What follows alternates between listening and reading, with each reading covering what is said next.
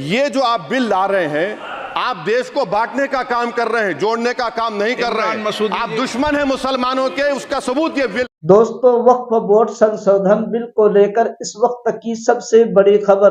कल लोकसभा के अंदर नरेंद्र मोदी सरकार वक्फ बोर्ड संशोधन बिल 12 बजे करेगी पेश। दोस्तों, इसको लेकर इमाम पार्टी के प्रमुख बैरिस्टर जनाब असदुद्दीन अवैसी साहब ने किया अभी प्रेस कॉन्फ्रेंस। चंद्रबाबू नायडू और नीतीश कुमार को दिया सबसे बड़ा संदेश। दोस्तों, मैं आपको बता दूं, वक्फ बोर्ड संशोधन बिल कल मोदी सरकार 12 बजे लोकसभा के अंदर पेश करेगी। इसको लेकर विपक्षी नेताओं में काफी हलचल मच रहा है।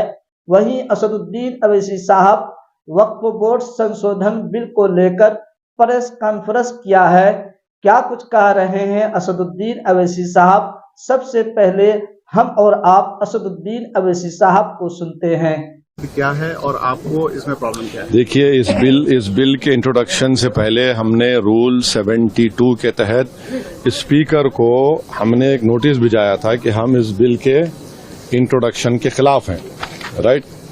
और हमारा मानना यह है कि ये जो बिल है आर्टिकल 14, 15 और 25 का, उसके प्रिंसिपल्स का वायलेशन करता है। ये बिल बेसिक स्ट्रक्चर जो संविधान का उसका वायलेशन करता है और खासतौर से जुडिशियल इंडिपेंडेंस का और सेपरेशन ऑफ पावर्स का ही वायलेशन करता है। अब इसमें सबसे अहम बात यह है कि जो वक्फ बाय यूजर का सेक्शन 3RI है, उसको ये कह रहे हैं कि वक्फ बाय यूजर को हम निकाल देंगे। कैसे निकालेंगे? क्यों निकालेंगे? आप इसे निकालेंगे ताकि आप जितने मस्जिदों पर RSS का दावा है वो छीनना चाह रहे हैं आप, जितने दरगाहों पर राइट विंग हिंदुत्व ऑर्गेनाइजेशन का दावा है, जैसा अपने मुंबई में हाजी मलंग की दरगाह है, छीनना चाह रहे।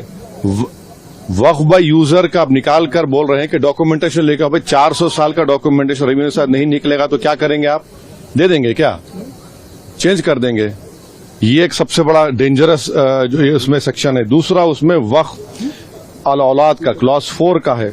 देखिए, भारत में जो कानून है ना, वो किसी को रोकता नहीं है कि वो अपनी प्रॉपर्टी को विल के जरिए डिस्पोज करे या किसी को गिफ्ट दे।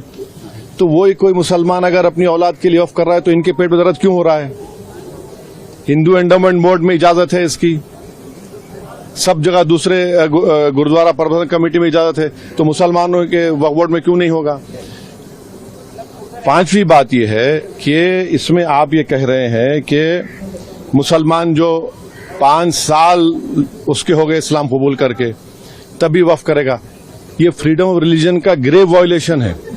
अच्छा, दूसरे रिलीजन को मानने वालों के लिए ऐसा कानून है? नहीं है। और आप कौन होते हैं तय करने वाले मुसलमान हुआ नहीं हुआ? 5 साल उसको रुकना चाहिए तभी जाकर, माने आप वेट करेंगे हैं? और ये और एक उसमें जो बात जो ऑब्जेक्शनेबल है वो ये है कि अगर कोई सेक्शन 61 में आपने डीएम को बहुत पावर्स दे दिए, अब डीएम कोई फैसला करता है वक्फ बोर्ड के खिलाफ, मुझे ट्राइब्यूनल जाना है।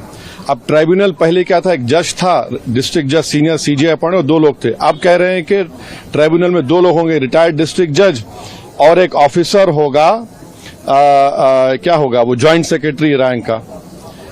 कोई ज्वाइंट सेक्रेटरी रैंक का ऑफिसर बैठकर रिटायर्ड कलेक्टर के खिलाफ ऑर्डर देगा? तो ये खुद अच्छा, और एक बात, कलेक्टर कैसे जज बनेगा? फैसला भी वही करेगा, जज भी वही करेगा। ये प्रिंसिपल नेशनल जस्टिस के खिलाफ है।